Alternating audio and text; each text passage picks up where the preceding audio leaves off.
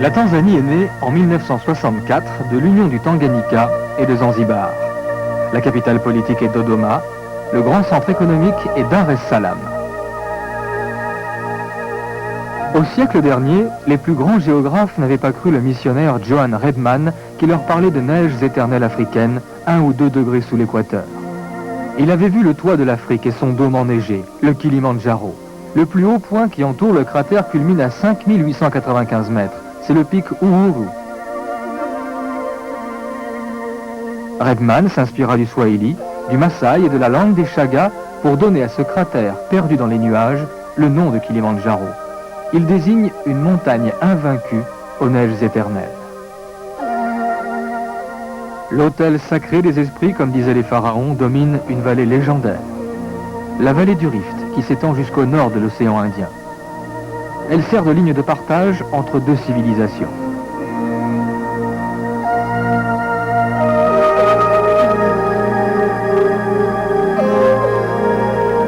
À l'ouest, les grandes plaines, où des millions d'animaux inspirent depuis des siècles la culture noire africaine. À l'est, la culture musulmane des envahisseurs arabes.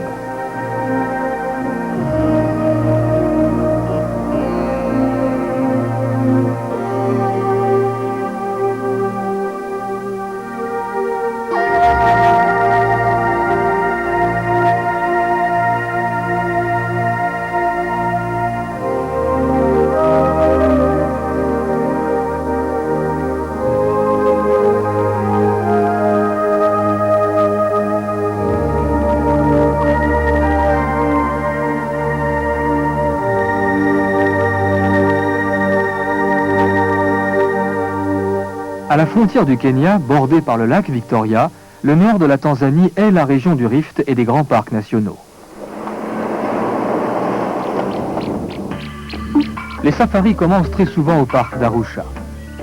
Les buffles apprécient cette terre proche de la forêt et des zones cultivées. Parmi les spectacles quotidiens, le saut des colobes noirs et blancs.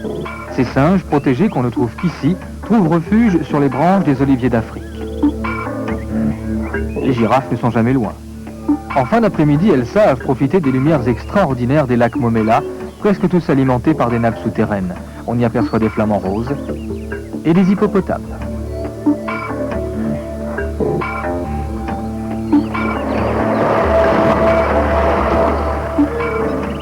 Lorsqu'on les dérange, les flamands prennent leur envol tous en même temps.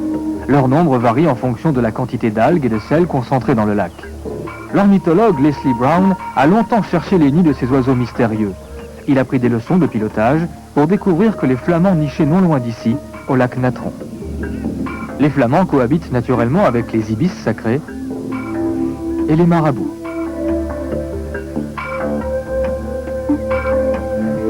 Nous sommes ici au pays des girafes Maasai. Leur plat préféré est la feuille d'acacia. Tant pis pour les épines. Les girafes se nourrissent le matin et en fin d'après-midi. Elles habitent les savanes broussailleuses et boisées situées entre 1100 et 2000 mètres d'altitude.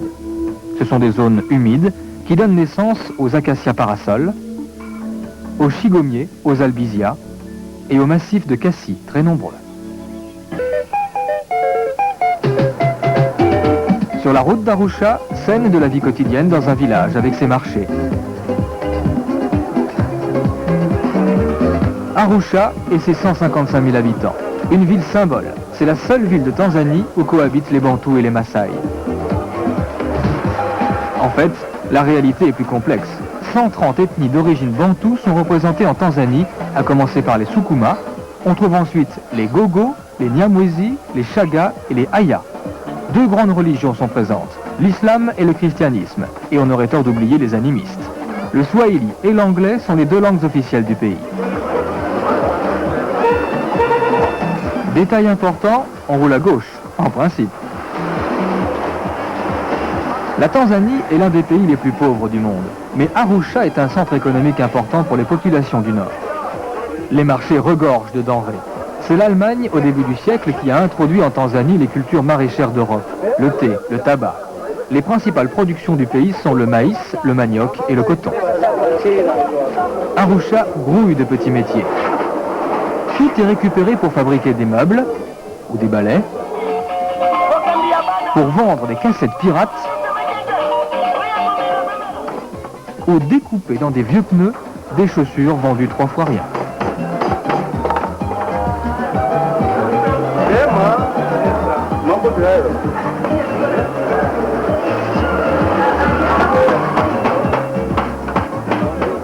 Arusha, ville historique.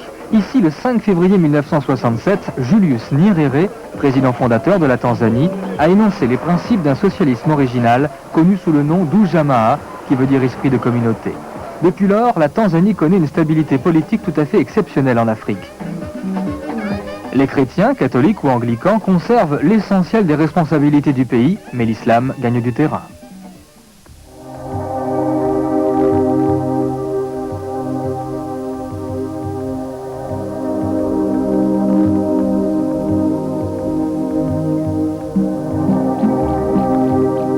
À une trentaine de kilomètres au sud d'Arusha, le parc national de Tarangire.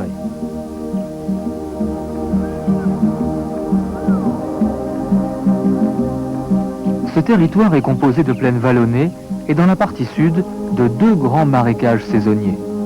Les marabouts viennent y chercher leur nourriture dès que la sécheresse arrive. À la saison sèche, les animaux sont nombreux, ce qui explique la présence intéressée des vautours. Tarangire est aussi le territoire des impalas et des babouins.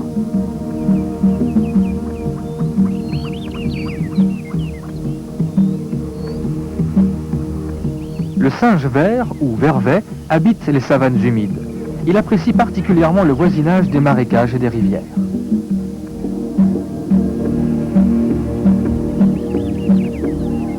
Les termitières servent de murailles aux galeries souterraines où vivent des dizaines de millions de termites.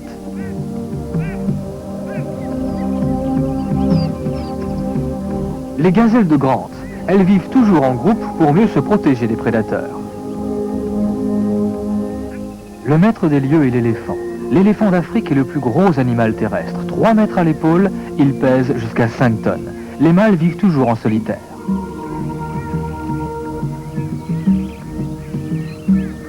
Le calme règne sur les plaines du parc de Tarangire. Tiens, une famille de phacochères. L'autruche peut courir à plus de 70 km à l'heure, ce qui la place loin derrière le guépard, l'animal le plus rapide de la planète. Le guépard chasse tôt le matin et en début de soirée. Ses fidèles supporters sont le vautour et la hyène. Une harde d'éléphants. Le groupe atteint au maximum une quinzaine d'individus. Il est toujours dirigé par la femelle la plus âgée. Leur territoire atteint plusieurs centaines de kilomètres carrés. Les gazelles de Grant affectionnent les régions arides ou semi-arides. Toujours en éveil, elles se méfient de leurs prédateurs, les lions, les guépards, les panthères, les hyènes, mais sûrement pas des phacochères. Un vol de cigognes. Elles sont de moins en moins nombreuses en Europe, mais on en rencontre par milliers en Tanzanie. Elles ont une préférence pour les parcs de la vallée du Rift. Dans la partie nord de Tarangire, les baobabs géants servent de nid aux oiseaux et aux chauves-souris. Leur écorce est souvent arrachée par les éléphants. Manyara, un lac de la vallée du Rift au sud-ouest d'Arusha. Les eaux du lac occupent les 2/3 d'un parc national dont l'altitude varie entre 900 et 2000 mètres. Manyara s'étend sur le territoire historique des Maasai. Peuple fier, descendu des plateaux éthiopiens, les Maasai occupent le nord de la Tanzanie.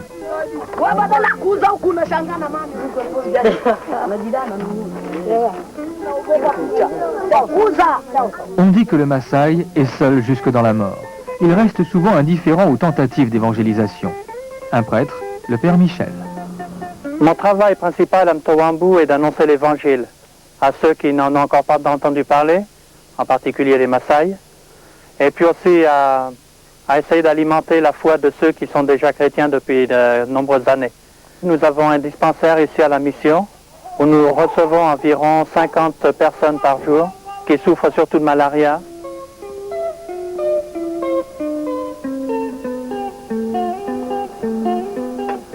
Un village Maasai avec ses magnatas, ses cases en bouse séchée. Les femmes restent au village pour accomplir les tâches ménagères. Dès leur adolescence, leur vie est consacrée au service des Moranes, les guerriers. Elles sont appelées Ndito, leur crâne est rasé, elles sont excisées. Je crois que la fierté des Maasai tient de leur mode de vie, de guerriers autrefois, et aussi nomades, de gens qui vivent très près de la nature et qui ont gardé toutes leurs coutumes.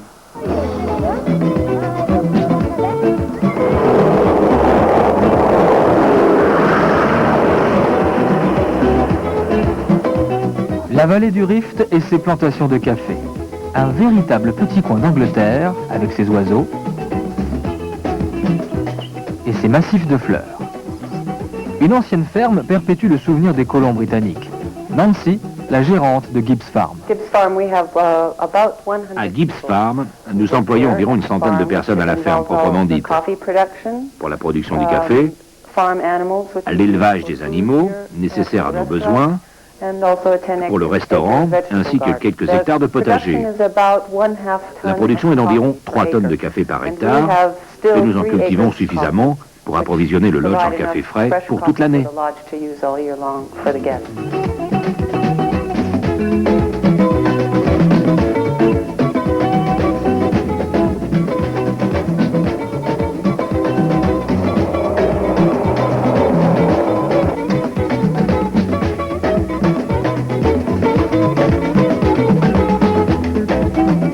Cette route, baptisée North Victoria, est la grande classique des safaris.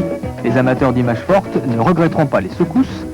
Au bout du chemin, ils auront la récompense de l'un des plus beaux spectacles du monde. Le cratère du Ngorongoro, surnommé 8e merveille naturelle du monde. Il a été classé élément du patrimoine mondial de l'humanité. L'effondrement du volcan, il y a plusieurs millions d'années, a laissé un cratère de 20 km de diamètre et de 600 mètres de profondeur.